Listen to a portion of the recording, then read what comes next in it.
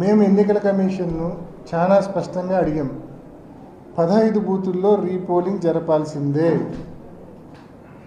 కేంద్ర బలగాలతో మీరు మళ్ళీ రీపోలింగ్ ఈ బైపోల్ కండక్ట్ చేయాల్సిందే అని చెప్పి ఎన్నికల కమిషన్ అడిగినాం.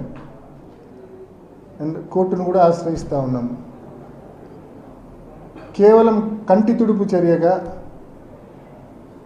దొంగోట్లు పడినాయి ఆ 2 చోట్ల అని చెప్పి రీపోల్ కండక్ట్ చేయడం అనేది ఎన్నికల కమిషను కోర్టుకు చెప్పడానికి ఒక కారణంగా చూపించేదానికే పెట్టినట్టు మాకు అనిపిస్తూ ఉంది.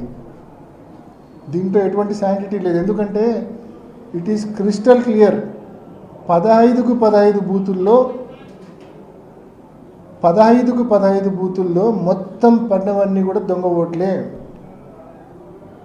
మా ఏజెంట్నే లోపలికి రానిలేదు. మందలు తెలుగుదేశం పార్టీ కార్యకర్తలు అంత జిల్లా వ్యాప్తంగా ఉన్న కార్యకర్తలందరూ పులివెందుల మండలం మీద పడినారు. చిన్న మండలం 15 బూతుల మీద పడినారు. సో అన్ని బూతుల్లో ఈ మాదిరి దొంగోట్లు పడినప్పుడు నిన్న నలపరెడ్డిపల్లె ఎన్ని ఆధారాలతో సహా, ఎర్రిపల్లె ఎన్ని ఆధారాలతో సహా బయటకు వచ్చినాయి. ఎర్రిపల్లెలో ఈ కమలాపురంలో లేచింది, నలపరెడ్డిపల్లెలో జమ్మలమడుగులు లేచింది, ఆధారాలతో సహా బయటకు వచ్చినాయి. ఇంత క్రిస్టల్ క్లియర్గా ప్రూఫ్స్ ఉండగా మీరు కంటి తుడుపు చర్యగా కేవలం 2 బూతులతో పెడతా ఉన్నారంటే అసలు ఈ డ్రామా ఎందుకు మీరు చేస్తూ ఉన్నారనే ప్రశ్నలు కూడా తలెత్తుతూ ఉన్నాయి. బహుశా ఈ 2 బూతుల్లో దొంగోట్లు వేసేటప్పుడు ఆడవాళ్ళ పేరుతో కూడా మగవాళ్ళే దొంగోట్లు వేసేసి ఉంటారు. దాన్ని కవరప్ చేసుకోవడం కోసం ఈరోజు ఈ రీపోలింగ్ అనే డ్రామా ఏమన్నా తీసుకొచ్చారా?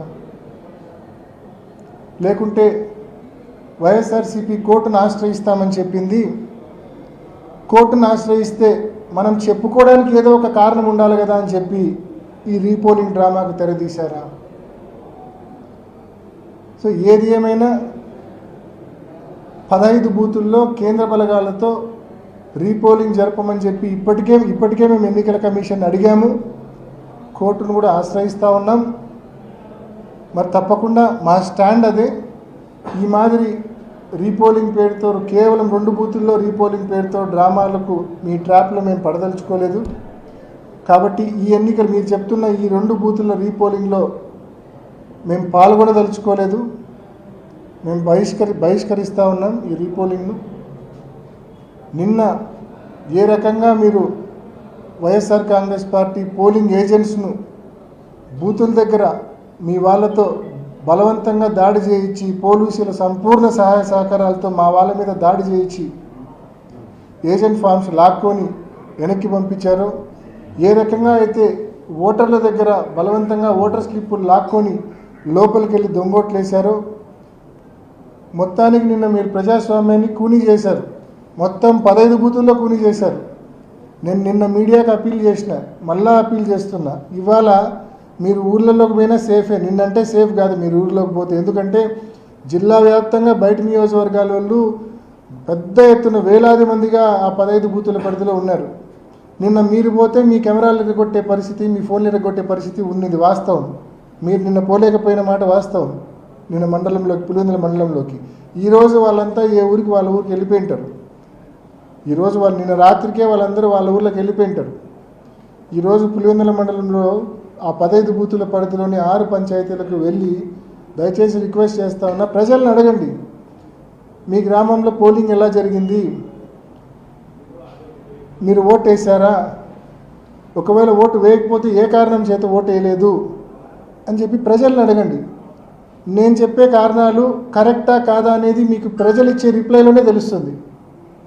నేను చెప్తున్న ఈ ఓటర్ స్లిప్పులు లాక్కొని దొంగోట్లు వేయడం అయితేనేమి, బలవంతంగా ఏజెంట్ ఫారాలు చించి మా ఏజెంట్లను బయటికి పంపించడం అయితేనేమి, ఇటువంటి కారణాలు ఏదైతే నేను చెప్తున్నానో ఇవి వాస్తవమా కాదా అనేది ప్రజల దగ్గరే మీకు తెలుస్తుంది.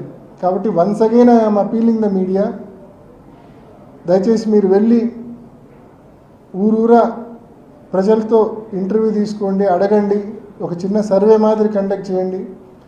ఎందుకంటే ఎందుకు ఇంత స్పెసిఫిక్గా చెప్తా ఉన్నా అంటే ఈరోజు పులివెందులలో ఒక కొత్త సంస్కృతి చంద్రబాబు నాయుడు గారు ప్రవేశపెట్టారు. చాలా భయంకరమైన మోడస్ ఆపరండి ఇది.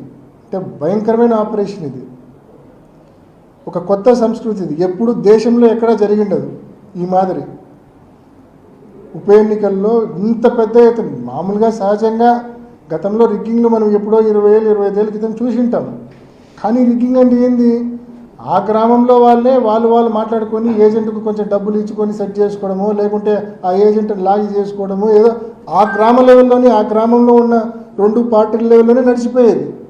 కానీ ఈసారి జరిగింది అది కాదు. ఒక గ్రామ వైఎస్ఆర్సీపీని, ఆ గ్రామంలో ఉన్న వైఎస్ఆర్సీపీని ఎదుర్కోవడానికి జిల్లాలోని తెలుగుదేశం క్యాడర్ మొత్తాన్ని బూతుల దగ్గర పెట్టినాడు చంద్రబాబు నాయుడు. ప్రతి బూత్ దగ్గర మందలు టీడీపీ క్యాడర్ ఉండి ఇంకా లోపలికి పోనిచ్చే పరిస్థితి లేదు. ఇది చాలా డేంజరస్ మోడస్ ఆపరండి, చాలా భయంకరమైన ఆపరేషన్ ఇది. కాబట్టి తప్పకుండా ఈరోజు పులివెందుల్లో ఈ ఆపరేషన్ చంద్రబాబు నాయుడు గారు చేసినారు. రేపు మరొక చోట చేసి ప్రజాస్వామ్యాన్ని పూర్తిగా కూని చేసే పరిస్థితి ఉంది. కాబట్టి ఇక్కడ జరిగిన నష్టం మరొక చోట జరగకూడదు.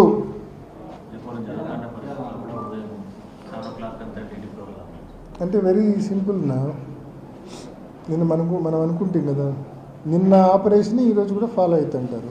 అందుకే నేను చెప్పేది తప్పకుండా ఈరోజు కూడా అదే దొంగోట్ల సిస్టమ్ ఫాలో అవుతారు. నిన్న బహుశా నేను ఇందాక చెప్తే కదా కారణము, నిన్న బహుశా ఆడోళ్ళ స్లిప్పులు కూడా తీసుకొని మగోళ్ళే దొంగోట్లు వేసింటారు.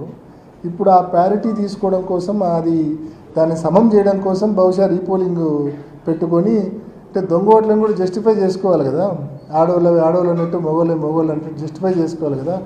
ఆ కారణం చేత బహుశా దాన్ని బ్యాలెన్స్ ఈక్వలైజ్ చేయడం కోసము ఈ రీపోల్ డ్రామా అనేది తెరపైకి వచ్చిందనే భావనలో నేను 100% నేను ఆ భావనలోనే ఉన్నాను. లేకుంటే కోర్టులో మనం న్యాయ పోరాటం చేస్తామని నిన్ననే మనం ప్రకటించినాము. న్యాయ పోరాటం చేసినప్పుడు కోర్టుకు వీళ్ళు ఏదైనా చెప్పడానికి వీళ్ళ దగ్గర కారణం ఉండాలా. మనం క్రిస్టల్ క్లియర్గా ప్రూఫ్స్ చూపిస్తున్నాము. సో ఏదో కంటి తుడుపుగా 2 బూతుల్లో రీపోల్ చేస్తున్నామని కోర్టుకు చెప్పి కోర్టును మిస్లీడ్ చేసే కార్యక్రమం కోసమన్నా చేస్తూ ఉండొచ్చు. సో ఈ రెండిట్లో ఏదో కారణం కోసం చేస్తూ ఉండొచ్చు. బట్ కారణం ఏదైనా ఈ డ్రామాలో మనం వీఆర్ నాట్ పార్టిసిపేటింగ్.